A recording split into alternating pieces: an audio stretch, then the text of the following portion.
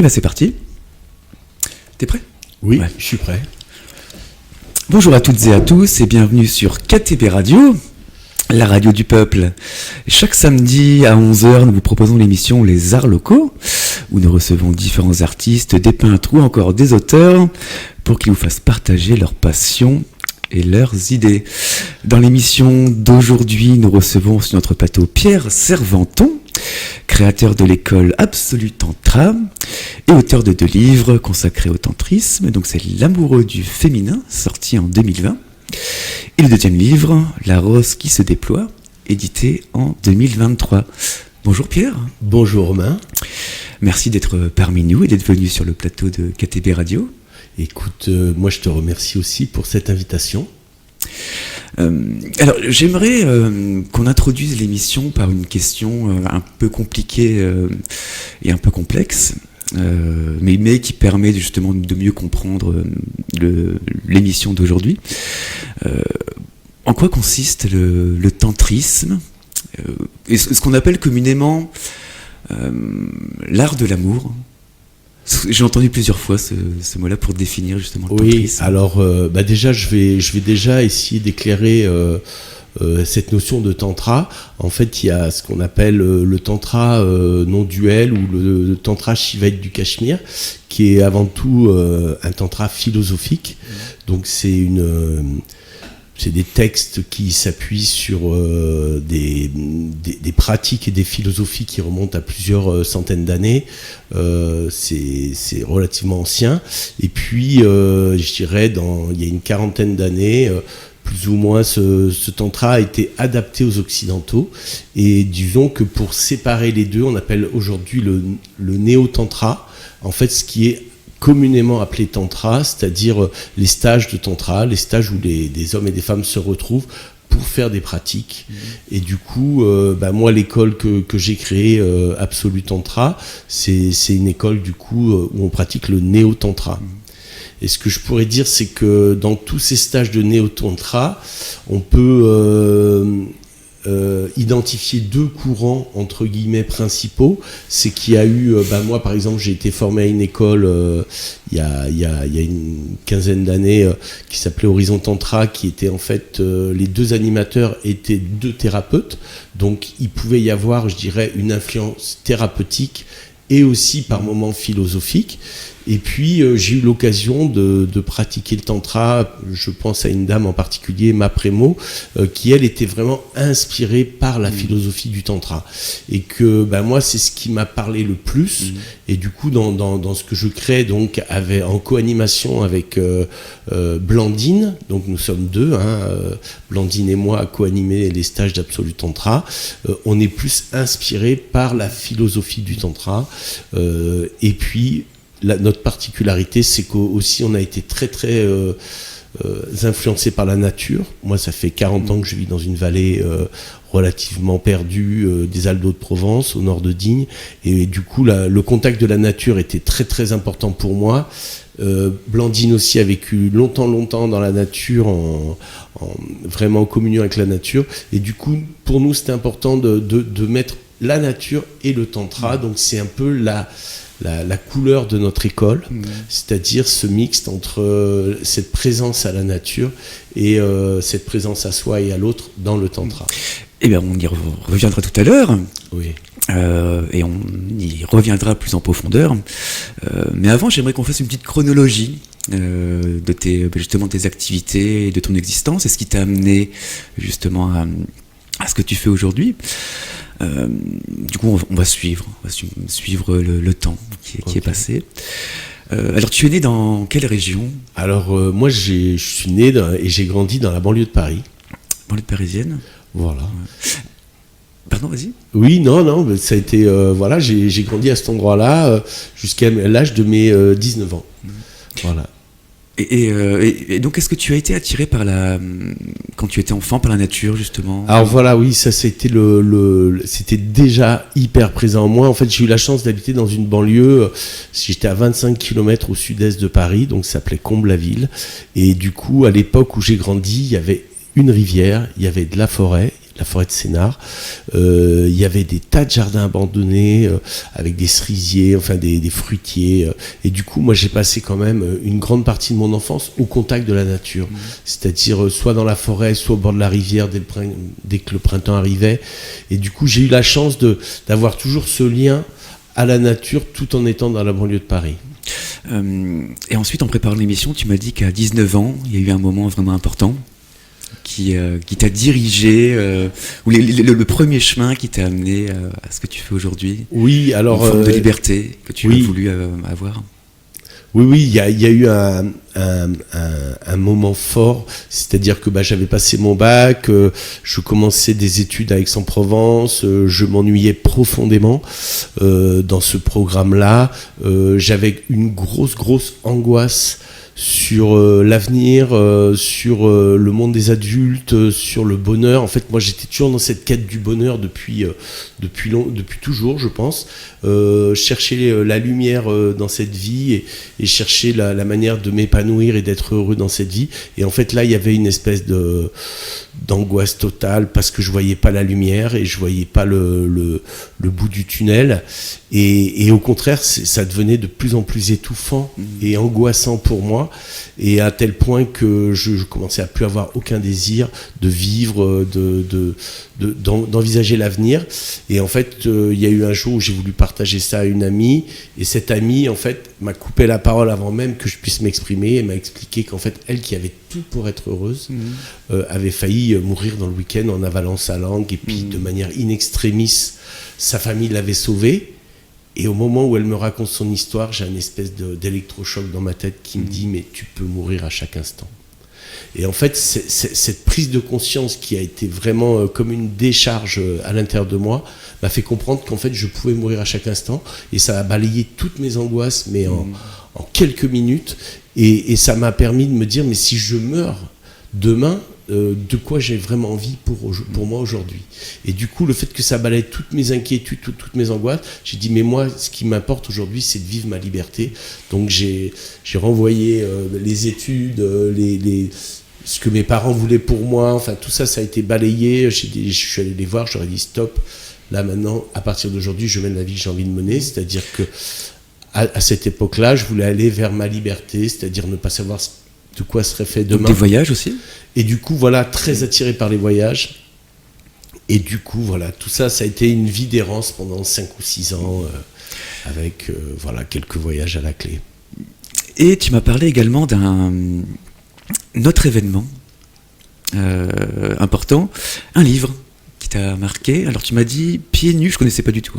Pieds nus sur la terre sacrée, qui a été vraiment un déclencheur. Ouais, je te remercie Romain de me rappeler ça, parce qu'en fait c'est vrai que quand j'ai eu cette crise-là aiguë par rapport à l'avenir, par rapport à la société, j'avais fait un refus de tout ce qui était livre intellectuel, monde des adultes, monde des grands, et qu'en fait quelques mois plus tard je faisais les vendanges et puis je croise ce livre qui était chez un des compagnons de vendange, et je jette un œil dessus et je lis 2 pages. Et 2 pages qui me sautent au visage en disant mais il y a d'autres gens qui pensent comme moi. Et du coup ça me recrée un lien mais vraiment hyper important à ce moment-là pour moi, c'est-à-dire sentir qu'il y a d'autres gens sur Terre qui pensent comme moi et moi je pense comme eux, et qu'en fait je ne suis plus seul. Et donc ça m'a sorti d'une espèce de, pas de folie, mais j'étais quand même très isolé dans ma manière d'être et de penser. Et là ce livre a été fondamental, parce que ça m'a remis du lien et j'ai vu à quel point j'étais connecté avec l'esprit des Amérindiens. Et ensuite, tu as été accompagnateur en montagne, c'est ça ? Oui, ouais. Oui. Alors durant après, le destin... Ans. Oui. Durant 15 ans ? Oui, c'est ça. Après, disons que j'ai eu cette vie de vadrouille. Après quelques voyages à l'étranger, j'ai pris conscience qu'en fait, il fallait que je vive en France, parce que j'étais né blanc, occidental, et que même si ce programme m'était un peu compliqué... à la base, je me suis dit le seul moyen de pouvoir le vivre vraiment, c'est d'être au moins proche de la nature. Donc j'ai décidé de m'installer dans les Alpes d'Haute-Provence, là où je vis aujourd'hui, dans une vallée hyper belle, hyper sauvage, où là j'ai vraiment pu vivre ce lien fort avec la nature, la beauté de la nature.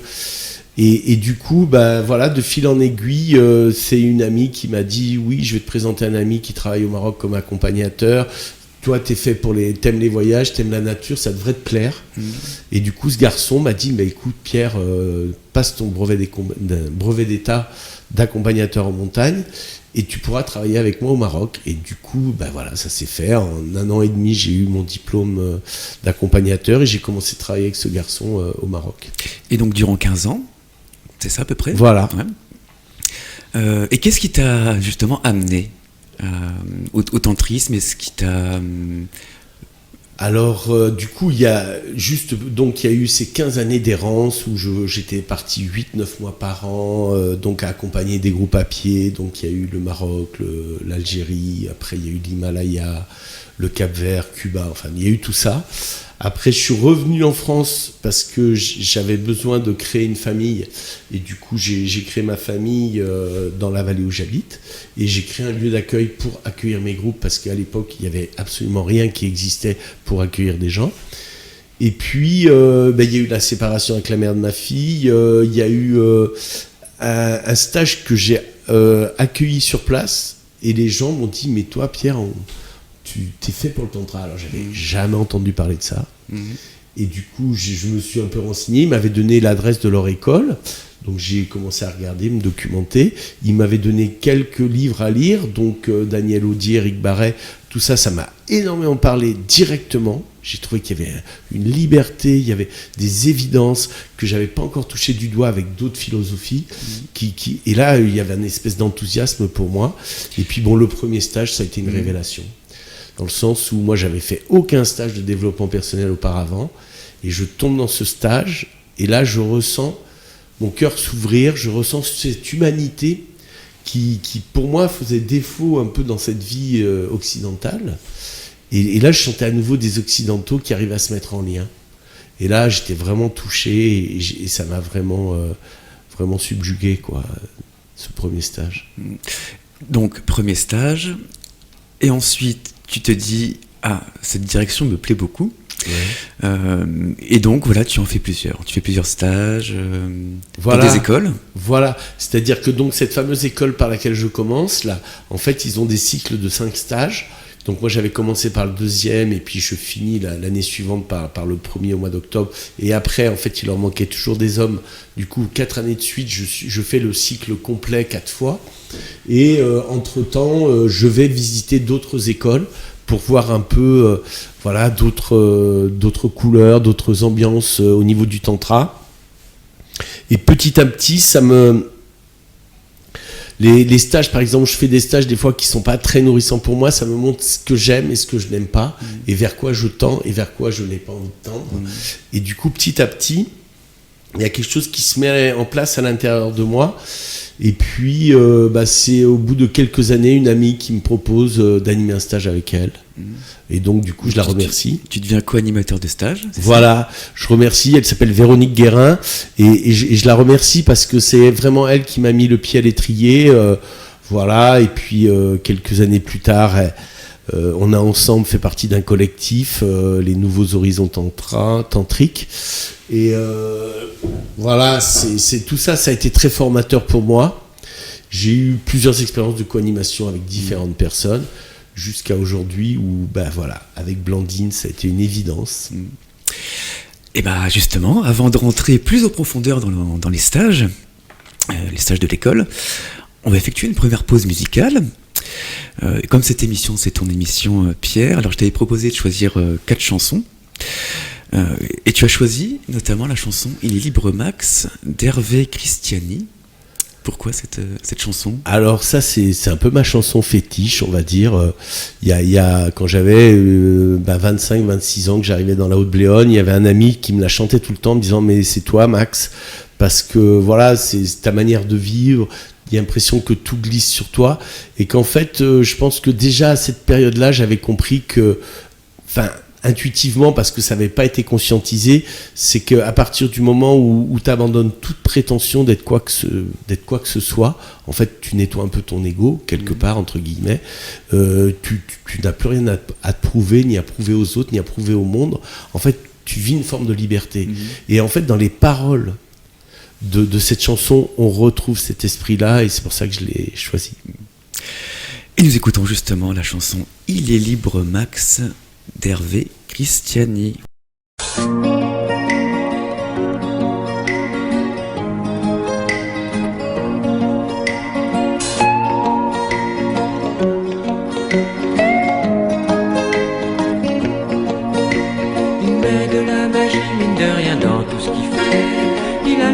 Facile même pour les imbéciles.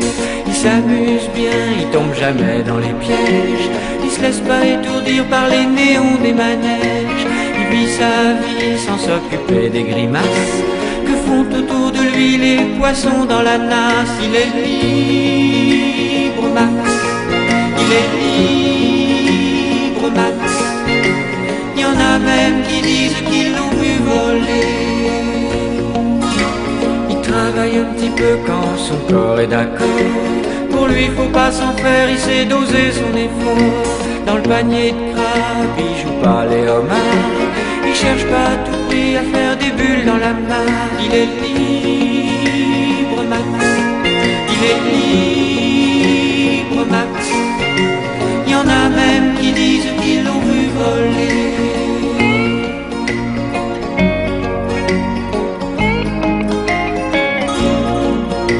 Il regarde autour de lui avec les yeux de l'amour. Avant que t'aies rien pu dire, il t'aime déjà au départ. Il fait pas de bruit, il joue pas du tambour. Mais la statue de marbre lui sourit dans la cour. Il est libre Max, il est libre Max. Il y en a même qui disent qu'ils l'ont vu voler.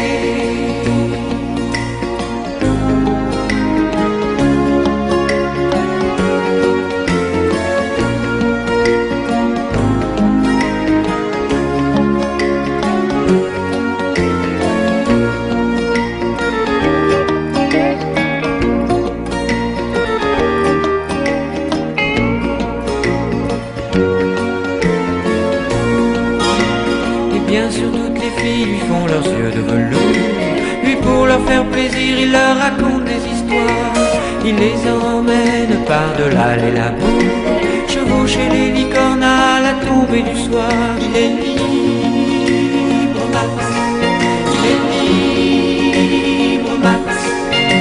Il y en a même qui disent qu'ils l'ont vu voler.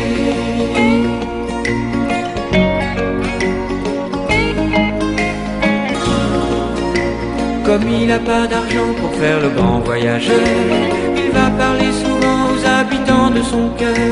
Qu'est-ce qu'il se raconte, c'est ça qu'il faudrait savoir, pour avoir comme lui autant d'amour dans le regard. Il est libre Max, il est libre Max. Il y en a même qui disent qu'ils l'ont vu voler. Il y a des chansons.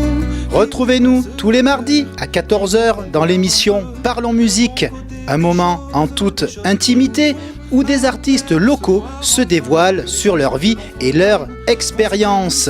Ce mardi 14 novembre, nous recevons le talentueux rappeur Gapensé, Kemax, qui va vous faire chanter et danser. Parlons Musique, c'est sur KTB Radio. Qui font que ce qu'on nous impose nous pèse. Et nous sommes de retour sur KTB Radio dans l'émission Les Arts Locaux en compagnie de Pierre Servanton, créateur de l'école Absolue Tantra et auteur de 2 livres consacrés au tantrisme. Alors maintenant Pierre, on va rentrer plus en profondeur dans les activités de l'école. On va rentrer dans le monde du tantrisme. Alors du coup, il y a plusieurs stages, c'est ça qui sont proposés. Oui. Donc, 4 stages qui sont liés aux saisons. Oui, c'est ça. Je peux te les citer si tu veux, si tu ne voilà, t'en souviens plus. Ouais, non, parce que je les connais pas par cœur. Je connais principalement. Je sais par exemple que le prochain là, qui a lieu du 22 au 26 novembre, il est sur le toucher. Donc voilà, ça, après lié à l'hiver. Voilà, l'hiver. Si tu veux, on peut citer les 4 et après on peut rentrer peut-être un peu plus en profondeur. Ouais. Donc je te laisse citer les autres. Alors, tu m'as dit au printemps, c'est l'exploration du masculin. C'est ça. L'été, alors c'est une rencontre de nos parts masculines et féminines. C'est ça. Et l'automne, c'est cultiver l'émerveillement. Voilà.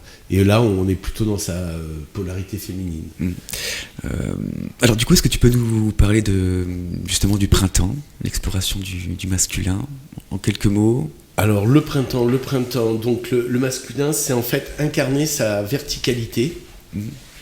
Et du coup, quand alors je vais sur le site, hein.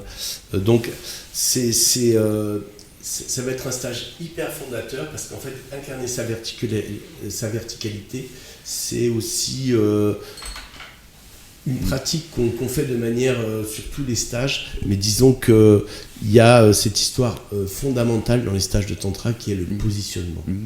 Et du coup, le positionnement, c'est comment je prends le temps de sentir ce qui est juste pour moi et comment je peux, face à un choix de partenaire ou d'exercice, me positionner. Donc ça peut être oui, ça peut être oui, mais et qu'en fait, ce qu'il faut dire aussi, c'est que les stages de tantra sont encadrés par des règles, par un cadre, et que la règle numéro 1 de ce cadre, c'est respect de soi. Donc le respect de soi, c'est vraiment fondamental dans les stages que l'on propose, Blandine et moi, et qui sont aussi les règles qu'on retrouve le plus souvent dans les stages de néo-tantra. Donc se respecter, c'est pouvoir se positionner en ayant eu le temps d'explorer ce ressenti, cette part intérieure de nous, de notre corporalité, de notre partie corporelle et de notre partie aussi émotionnelle, pour voir ce qui est juste. Et du coup, de faire son choix en fonction de ce qui est juste. Donc ça, c'est l'art du positionnement. Donc c'est ce qu'on va explorer dans ce stage de printemps. Ensuite, il y a le stage de l'été, c'est ça? C'est pour, on va dire, la rencontre de nos parts masculines et féminines. Oui, alors voilà, c'est qu'en fait, ce qui est important, c'est que le tantra, en fait, la statue qui représente le tantra, c'est un Shiva qui a un nom très compliqué, qu'on retrouve sur notre site, mais qui est moitié masculin, moitié féminin. Et que l'absolu du tantra, c'est de pouvoir le plus possible équilibrer à l'intérieur de nous notre part féminine et notre part masculine. Et ce que j'aime rappeler, c'est qu'en fait, moi, dans mes voyages, j'ai eu l'occasion de rencontrer des peuples dits matriarcales, dits matrilinéaires, genre les Touaregs ou les Tibétains. Et c'est là où j'ai rencontré les guerriers les plus puissants. Et en même temps, des hommes qui avaient aussi accès à leur féminin. Si je prends l'exemple des Touaregs, ils adorent se mettre du col, ils se remettaient le chèche plusieurs fois dans la journée. Ils avaient l'art du geste délicat, que ce soit en touchant le bois pour faire leur feu, que ce soit en servant leur thé. C'était toujours fait avec beaucoup de grâce. Et pour les Tibétains, pareil, j'ai croisé dans la pampa tibétaine des guerriers avec, on aurait dit des apaches, les cheveux longs. Et puis, ils avaient un regard comme ça hyper sauvage et tout. Puis dès qu'ils se croisaient entre hommes, ils se regardaient leurs bagues, ils se regardaient leurs boucles d'oreilles. J'étais étonné de voir à quel point toute cette part un peu d'élégance aussi, on peut dire, de bijoux, les touchait et que ça n'empêchait pas d'être des grands bonhommes hyper puissants, quoi. Alors Pierre, ce que je te propose avant de parler du stage de l'automne, c'est qu'on laisse la parole à quelqu'un, une invitée qui a participé à ce stage. On va l'appeler tout de suite. D'accord. Donc cette personne veut rester anonyme. Donc justement, je vais te proposer de mettre ton casque. Donc du coup, nous appelons directement la personne qui a participé à ce stage. Cultiver l'émerveillement. Oui, allô. Allô. Bonjour. Oui, bonjour. Justement, on parlait de toi, parce que tu as participé au stage d'automne. Oui, tout à fait. Et je voulais te donner la parole, tout simplement. Connaître ton ressenti sur ce stage. Alors, ce stage, comme vous en avez parlé, effectivement, c'était le stage Cultiver l'émerveillement. Donc, si tu veux, c'était l'émerveillement à soi-même, c'était l'émerveillement à l'autre, c'était l'émerveillement à la nature. Et au-delà de la compréhension mentale, il y a aussi la compréhension, tu vois, corporelle, qui se joue dans ces 4 jours, parce que ça passe par l'expérientiel. Je trouve que ce stage, en quelques mots, qu'est-ce que je pourrais dire ? C'est vraiment aller célébrer, tu vois, le divin qui est en soi, aller honorer le divin qui est aussi en l'autre. Moi, ça m'a permis vraiment de tourner le regard à l'intérieur de moi, et ça perdure d'ailleurs. C'est vraiment quelque chose qui est vraiment présent. C'est célébrer aussi le vivant, tout simplement. C'est s'ancrer, c'est aller se reconnecter, si tant est qu'on l'avait perdu, à notre joie, à notre paix, à l'amour de soi. Tu vois, c'est tous ces mots-là que j'ai envie de dire. Après ces 4 jours, malgré tout, c'est court, et en même temps, d'un coup, tu viens partager la même humanité avec un certain nombre de personnes. Donc c'est sérieux parce que c'est précieux, et en même temps, c'est léger parce que c'est hyper libérateur, hein, et joyeux. Ouais, ces mots-là. Moi, je suis avec Pierre Servanton, hein, enfin, tu le sais du coup. Oui. Alors moi, la question, on va dire importante, que je souhaite te poser, Ouais. une question simple. Est-ce que ça t'a fait du bien, tout simplement ? Ouais, et en même temps, ce mot bien, tu vois, ça m'a fait du doux pour moi. Mais oui, c'est doux parce que l'idée c'est d'être doux et d'être en amour et en bienveillance avec soi. Donc on veille à cela pendant ces jours-là. On vient juste, j'allais dire, respecter, prendre ce qui est ou ce qui n'est pas, et ça fait un bien fou. Bah oui, parce que c'est de l'amour là qu'on vient partager, quoi, profondément. Voilà. Et justement, tu souhaites, par cet appel, dire que voilà, venez si vous souhaitez faire un de ces stages avec Pierre ou avec d'autres personnes. Hein. Ouais, c'est-à-dire, oui, moi je peux parler que de, en tout cas, Absolu Tantra avec Pierre et Blandine, qui viennent proposer des espaces, mais tu vois, d'une telle confiance et dans des ateliers avec un tel respect que moi j'y suis allée en tout cas en me disant je me fais ce cadeau, quoi. Et j'ai envie de dire aux gens, s'ils veulent se faire un cadeau, c'est bientôt Noël. Voilà, c'est une belle idée, quoi. Tu te fais un cadeau à toi-même. Je crois que c'est le plus beau cadeau que tu peux te faire, c'est venir prendre ce temps-là et cette introspection, voilà, de cette manière-là. Et j'ai vraiment envie de parler de ça, de cadeau. Oui, ça me paraît bien, ça. Puis tu sais, cadeau, c'est le présent, quoi, le moment présent. C'est ça, ouais. C'est l'instant. Oui. Le cadeau de l'instant. Exactement, c'est ça. Ouais. Eh ben, merci beaucoup. Mais avec plaisir, avec plaisir. À bientôt. Oui, à bientôt. Et tu m'appelles quand tu veux sur le plateau de KTB Radio. Allez, on fait comme ça. Merci beaucoup. Salut. Et grosse bise à Pierre et toi, alors au revoir. Grosse bise. Salut. Ciao. Donc ça fait plaisir d'avoir justement ce point de vue d'une personne qui a participé à ces stages. Ben oui, ça fait plaisir. Et puis ce qui fait plaisir, c'est de voir que elle a retiré l'essence du message. Enfin, ce que je retiens là du message, c'est être doux avec soi-même. Et être doux avec soi-même, c'est du coup c'est que ça revient à ce que je disais auparavant. C'est quand on fait des propositions, être doux avec soi-même, c'est aussi prendre le temps de ressentir. Elle a aussi dit retourner mon regard vers l'intérieur. C'est-à-dire qu'on apprend cette mécanique-là de voir ce qui est juste pour nous, de se connecter à notre corps, à nos émotions, à nos ressentis, et du coup, en fonction de ça, adapter les propositions que les animateurs font pour faire ce qui est juste pour nous. Et que, en fait, il y a dans le tantra, ce qui est intéressant de voir, c'est pourquoi les gens l'associent à énormément de liberté. C'est parce qu'en fait, il n'y a aucune injonction de résultat, de performance, de on doit que, il faut que. On est dans l'antithèse de ça. Et qu'on utilise souvent ce néo-tantra comme voie de déprogrammation, de déconditionnement, parce qu'en fait, on va apprendre à travers toutes nos pratiques à sortir des autoroutes habituelles pour justement aller sur les chemins de traverse, mais qui vont en sens inverse des autoroutes.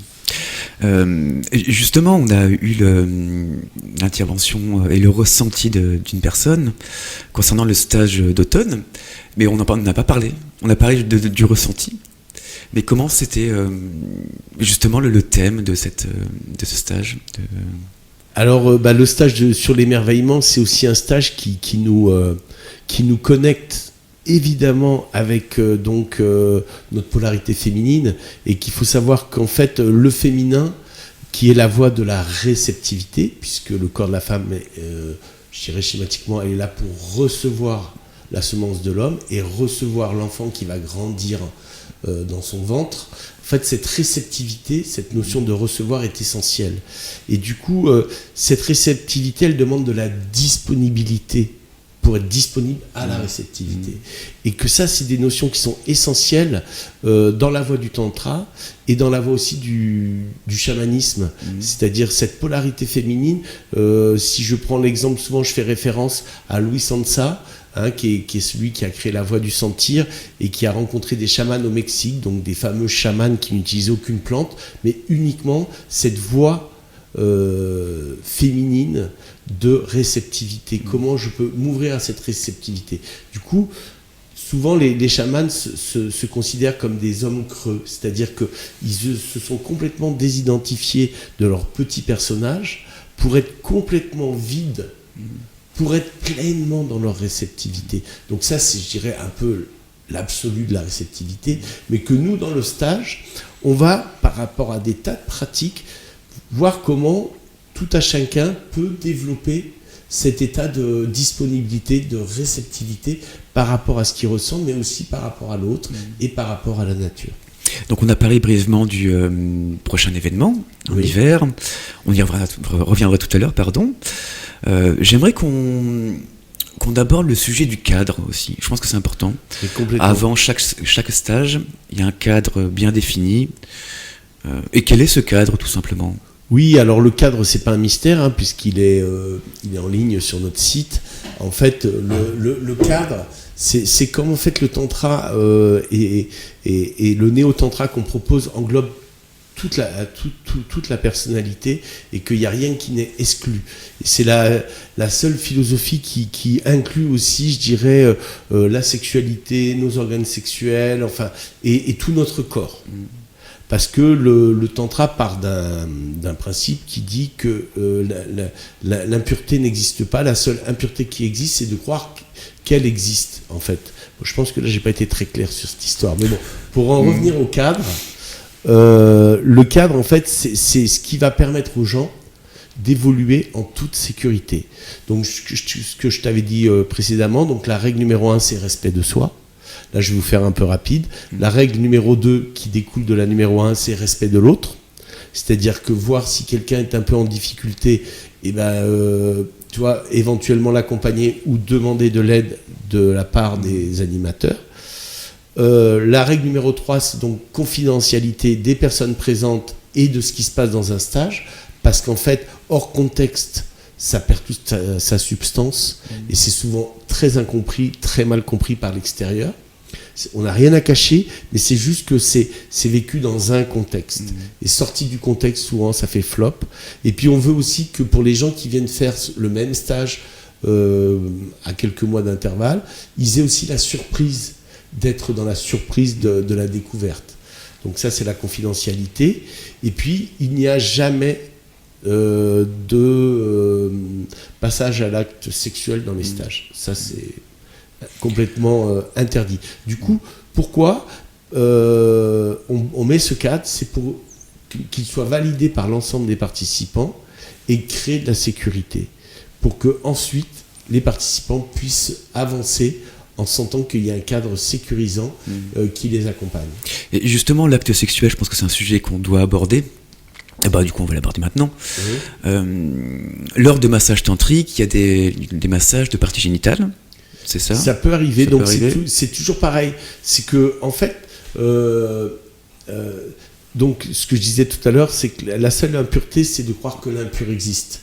Donc, il n'y a pas d'impur. Et que, en fait, si je prends un exemple, si on vous masse tout le corps, sauf les organes sexuels, en fait, au bout d'un moment, c'est comme s'il y avait à la fois un vide puisque ça n'a pas été touché, et puis un trop plein de stigmatisation, je dirais. Et qu'en fait, le fait de masser tout le corps et les organes sexuels de la même manière, et ben ça fait que ça nourrit tout le corps et cette partie-là.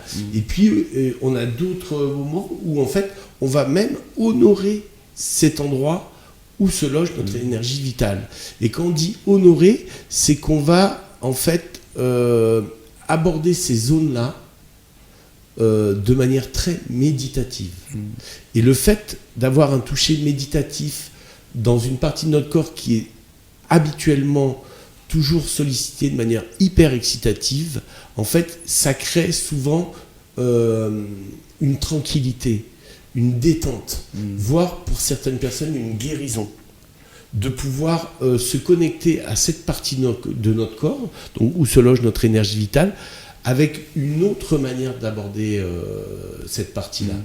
Et ça, c'est vraiment ce que je disais précédemment, c'est qu'on est vraiment dans le déconditionnement, dans l'autoroute qu'on prend sur un petit sentier en marche inverse. C'est-à-dire qu'on est vraiment dans déconditionnement, déprogrammation. Et c'est pareil, il y a des confusions aussi. Parce que moi, avant de préparer l'émission, c'était un domaine que je ne connaissais pas du tout. Donc j'ai fait des recherches. Et il y avait toujours cette comparaison entre libertinage et tantrisme, justement. On va dire dans la culture populaire. Alors Romain, tu fais bien d'aborder ce sujet parce qu'en fait c'est vrai qu'il y a une espèce de fantasme sur le tantra et les stages de tantra, parce que justement il y a à la fois une forme de liberté, mais en fait ce qui différencie, alors moi je connais pas le libertinage, mais qu'en fait ce qui me semble transparaître du libertinage, c'est qu'en fait on va toujours dans des recherches d'excitation toujours plus fortes, toujours plus fortes, toujours plus fortes. Alors que le tantra, c'est à nouveau le chemin complètement inverse. C'est-à-dire qu'on va jouer avec cette énergie sexuelle, mais en allant rechercher de la détente. C'est-à-dire, le tantra utilise 3 clés fondamentales, c'est le souffle, le son et le mouvement. Et du coup, à travers ces 3 clés, on va faire circuler notre énergie, mais en recherchant de la détente et en sortant de l'autoroute de l'excitation pour justement prendre cette route en sens inverse, où au moment où on sent qu'il y a une montée de désir ou une montée de plaisir, on va rechercher de la détente et il y a des tas de possibles. Et surtout, il y a un point important aussi, que je pense être important, c'est le consentement. On peut dire non. Exactement. Ou oui, tout simplement. Mais ça, c'est vraiment... Alors là, c'est bien, Romain, que tu soulèves ce point qui est fondamental. Tout est basé sur le consentement. Et je dirais que même à chaque stage, on a des petits exercices, des petits ateliers pour que chaque personne s'entraîne à intégrer le consentement. Parce que le consentement, si vous voulez, il n'a pas été... on n'a pas eu d'éducation au consentement. Et du coup, c'est comme le positionnement, et ça se rejoint en fait un petit peu le consentement et le positionnement, mais disons que ça se cultive, ça se pratique, et que plus on s'entraîne, plus ça devient simple et facile de le mettre en place pour soi. Alors on va écouter une deuxième chanson. Alors là tu vas m'aider, parce que je parle très bien le norvégien. Donc c'est une chanson de Stan Getz et Joao Gilberto, donc, qui s'appelle Para Mucha... Tu peux le dire? Alors fais voir. Je vais prendre le truc. Alors du coup, c'est assez drôle. Du coup, on va laisser. Donc c'est ici, tu vois. Oui. Voilà. Tu parles très bien. Alors para machucar mi corazón, ça veut dire donc en brésilien para machucar mi corazón, ça veut dire pour déchiqueter mon cœur un peu. Machucar, c'est un peu... Alors, je suis pas hyper pro en brésilien, mais disons que l'idée, elle est là. Et pourquoi tu choisis cette chanson? Alors, moi, j'ai choisi cette chanson parce que je suis hyper fan de bossa. Pour moi, c'est plus que de la musique, c'est un art de vivre. Dans cette douceur, dans cette sensualité, dans le fait que le temps s'étire. Et pour moi, voilà, je me dis, waouh, je me verrais bien même peut-être un jour organiser toute une session de stage qu'avec cette ambiance musicale pour rentrer dans... Pour moi, c'est un hymne à la douceur, à la délicatesse, à la sensualité. Et donc, nous écoutons tout de suite Stan Getz et Joao Gilberto. Restez avec nous sur KTB Radio.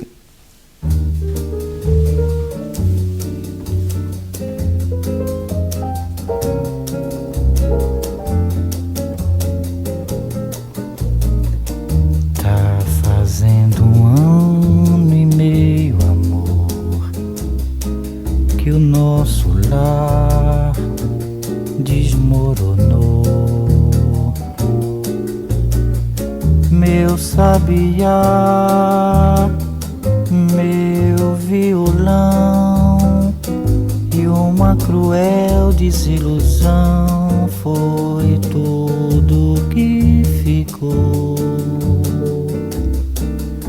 Ficou pra machucar meu coração. Tá fazendo 1 ano e meio, amor, que o nosso lar desmoronou. Meu sabiá, meu violão, e uma cruel desilusão foi tudo que ficou. Ficou pra machucar meu coração. Quem sabe não foi bem melhor assim. Melhor pra você e melhor pra mim.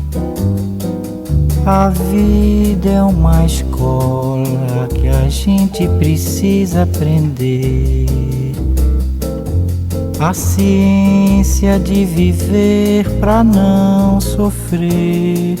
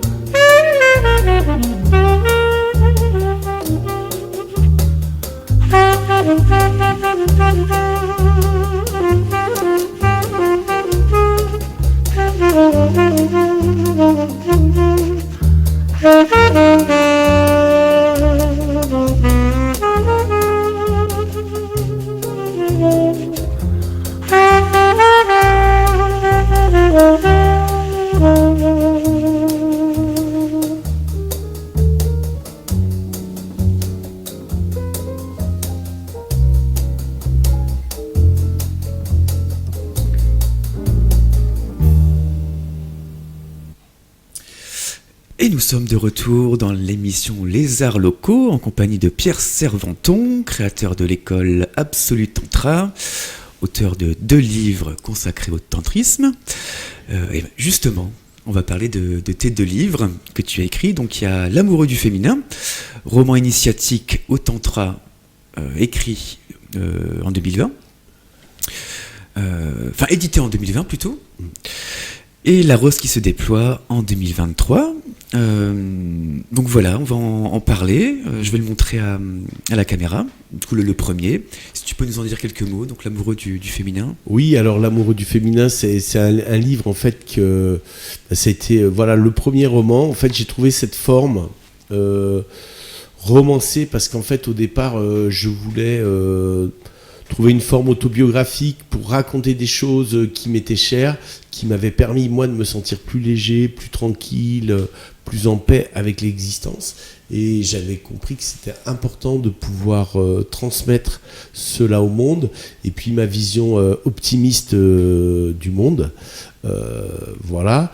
Et du coup, c'est à un moment donné, il y a un scénario qui m'est apparu pour justement pouvoir transmettre toutes ces idées sous forme de roman. En fait, mon idée aussi, c'était de pouvoir parler du tantra de manière assez simple et assez facile d'accès, donc sous forme romancée, pour que les gens qui n'ont jamais entendu de tantra puissent avoir les notions principales de tantra à travers un roman, je dirais, un peu ludique.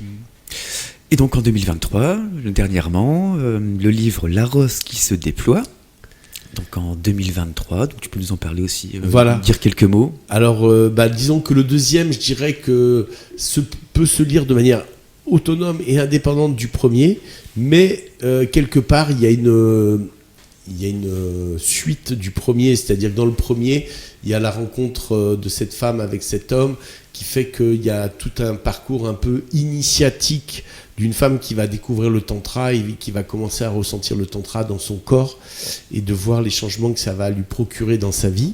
Et le deuxième, en fait, c'est les conséquences de cette première prise de conscience qui vont continuer à se déployer dans sa vie. Et là, j'ai fait intervenir sur le deuxième roman 5 amis, dont, je dirais, la personne principale qui parle d'une pratique qui, pour moi, est éminemment importante pour les femmes à notre époque, qui est la pratique des eudionies. Donc cette dame en question, c'est Mira.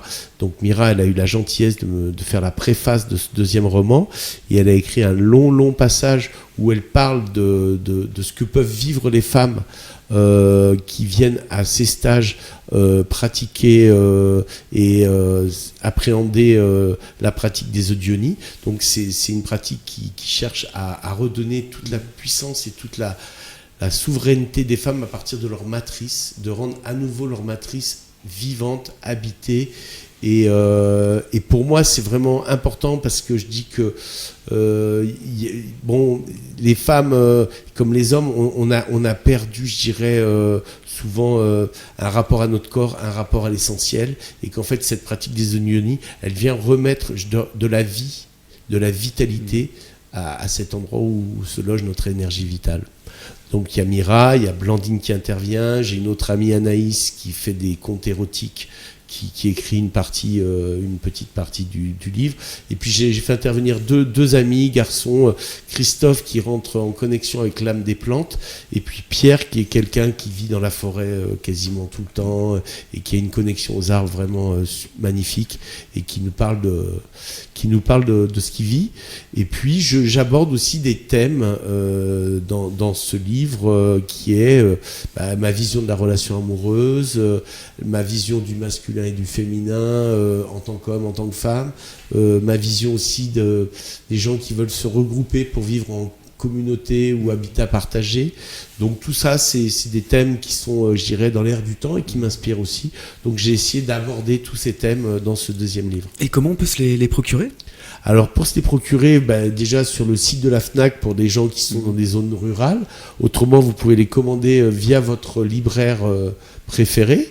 Ou je pense que le deuxième se trouve aussi sur le site de l'éditeur qui s'appelle Le Lys Bleu. Donc vous allez sur le site de l'éditeur Le Lys Bleu et vous pouvez commander le livre directement sur le site de l'éditeur. Alors durant l'émission, on a parlé du passé, ouais, du présent, ouais, au sens large, le ouais, présent, et le futur. Voilà. Est-ce qu'il y a des dates futures ? Donc il y a le stage en hiver, oui, qui concerne le toucher. Est-ce qu'il y a d'autres activités? Alors, dans le futur, en fait, il y a donc les stages. Donc, on garde ce cycle de 4 stages par an avec Blandine. On reste ouvert à peut-être des nouveaux formats, peut-être sur des journées ou des choses comme ça. Mais bon, ça va dépendre un peu de nos disponibilités. Et après, là, ce qui m'attire à nouveau, c'est que, comme je te l'avais dit, j'ai marché pendant quasiment 15 années pleines à me balader avec mon sac à dos et accompagner des groupes. Et là, je sens qu'à nouveau, j'ai les pieds qui démangent et j'ai envie de marcher. Donc là, j'ai peut-être un projet en décembre de marcher dans le long de la côte au sud du Portugal, peut-être au mois de décembre. Après, en février, j'ai peut-être un autre projet de ce style-là qui serait le tour de la Sicile à pied. Et puis au mois d'avril, j'aimerais partir sur Compostelle. Donc voilà, j'ai toute cette envie à nouveau de me redéplacer avec mon sac à dos et puis d'avoir cette découverte du monde au rythme de la marche à pied. C'est à la fois une sensation de liberté, une sensation d'ancrage total à la terre, puisqu'on marche, et ça c'est vraiment une gymnastique que j'ai beaucoup pratiquée, mais qui nous booste, je dirais, psychiquement et physiquement. Comment on peut te contacter? Alors pour me contacter, c'est sur le site Absolu, donc c'est absolu-du6 tantra.fr, donc absolu avec le U et directement après le tiret. Autrement, j'ai un mail, c'est pservanton tout en minuscule @yahoo.fr. Et j'ai un numéro de téléphone qui est... Tu peux le donner si tu veux. Voilà, le 06 61 15 43 59. Donc pour toute personne intéressée par un stage ou des questions, voilà, je suis assez disponible. Et les réservations pour les stages, c'est en ligne, c'est ça? Voilà, alors ça se fait en ligne, mais disons que pour toute première demande, il y a toujours un entretien téléphonique pour vraiment voir si c'est juste pour la personne de venir au stage ou pas. Voilà. On va effectuer la 3e pause musicale. Et donc, tu as choisi la chanson A Newborn Child de Armand Amar avec Sinéad O'Connor. Pourquoi cette chanson? Alors, pourquoi cette chanson? Ça parle de la naissance d'un enfant. Et que moi, j'ai la chance d'avoir une fille qui est aujourd'hui à 20 ans. Et que pour moi, je dirais que ma mission première sur Terre, ça a été cette paternité, toutes les compréhensions que j'ai pu avoir dans mes voyages pour vivre une paternité la plus fluide possible et la plus heureuse possible en lien avec ma fille. Et je dois dire qu'aujourd'hui, j'ai une magnifique relation avec ma fille. C'est réciproque, il y a énormément d'amour entre nous et de légèreté. Et voilà, on n'est pas non plus fusionnel, mais voilà, c'est ce que je souhaite à tous, en tout cas. Et que pour moi, c'est une réalisation qui est vraiment au-dessus de toutes les autres au niveau de ce que j'ai pu apporter à ce monde-là. Bonjour à ta fille, si elle nous écoute. Ouais, elle ne doit pas nous écouter parce qu'elle étudie, mais elle écoutera peut-être l'émission à un moment ou à un autre. Ou durant son travail, justement, voilà. Je sais pas, un travail d'études. Et donc on va écouter tout de suite la chanson Newborn Child de Armand Amar et Sinéad O'Connor. Restez avec nous sur KTB Radio.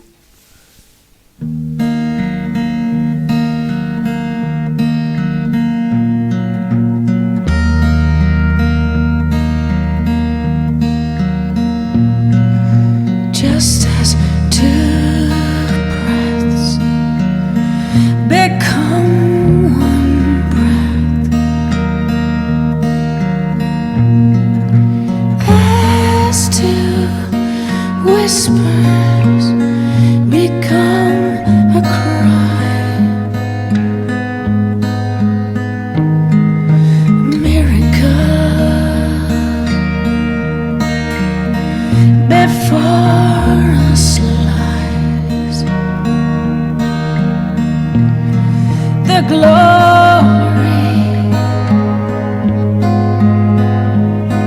of a newborn child.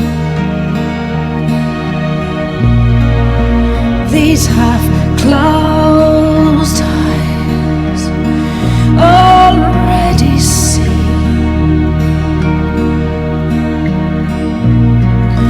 looking without looking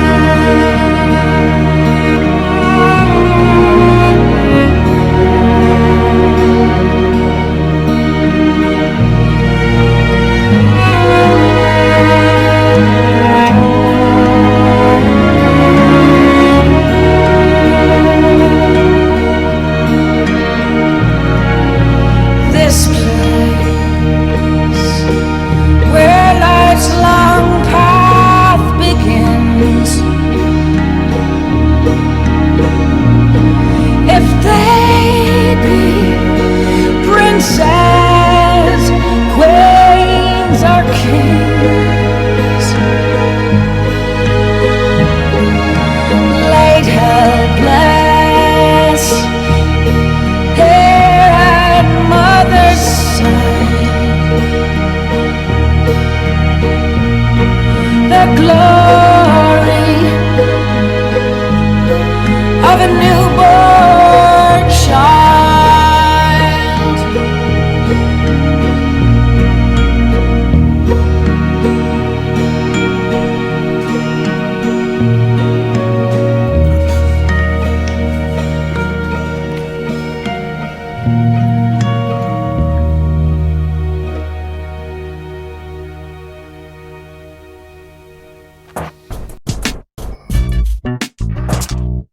Retrouvez-nous sur KTB Radio tous les jeudis à 18h pour l'émission L'heure des assos, dans laquelle vous pourrez découvrir les activités, les idées et les projets de celles et ceux qui mettent leurs forces en commun. Collectifs, structures ou encore associations, l'émission L'heure des assos leur est entièrement consacrée. Et c'est tous les jeudis à 18h. Et voilà, nous arrivons au terme de cette émission. Alors, durant la pause musicale, voilà, je voulais savoir si on avait fait le tour de l'émission.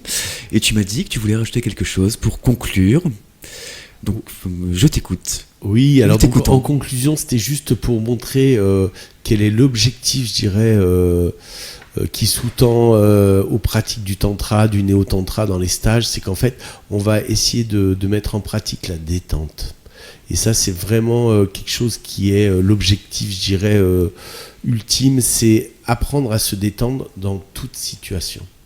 Et qu'en fait, si on a ça à l'esprit, à partir du moment où on est dans la pratique du tantra, en fait, on va pouvoir petit à petit l'intégrer dans chaque moment de notre vie et être toujours dans cet objectif de détente.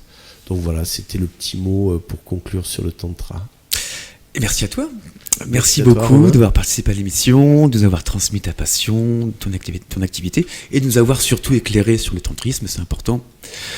N'hésitez pas à suivre Pierre sur ses réseaux. Tu peux rappeler ton site, tes contacts. Oui, alors déjà, ce que j'avais pas dit au préalable, c'est qu'il y a un Facebook Absolu Tantra, j'ai un Facebook Pierre Servanton où je fais passer aussi pas mal d'infos sur mes propositions. Et puis il y a le site, donc le absolu-du-6tantra.fr. Et puis mon mail, c'est tout en minuscule pservanton, donc pservanton@yahoo.fr.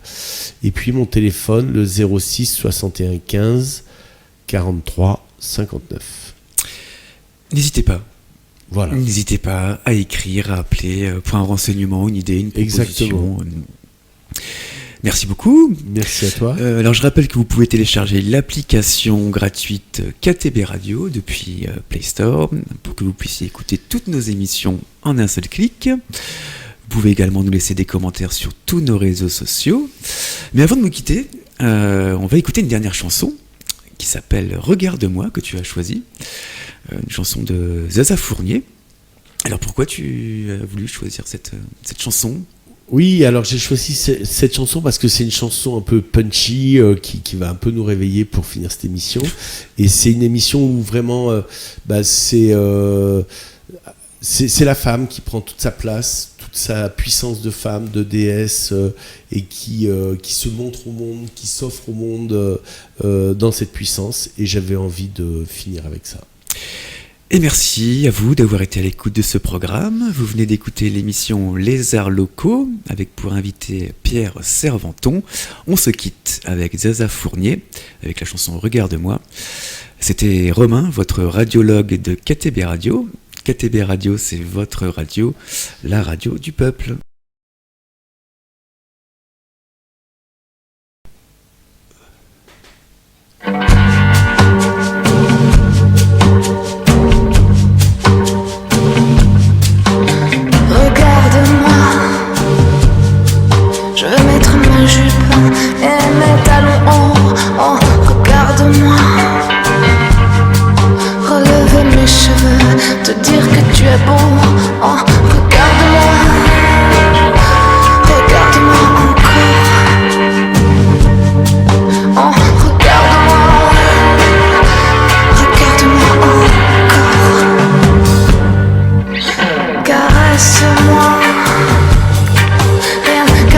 mes yeux, ne me touche pas, mais caresse-moi.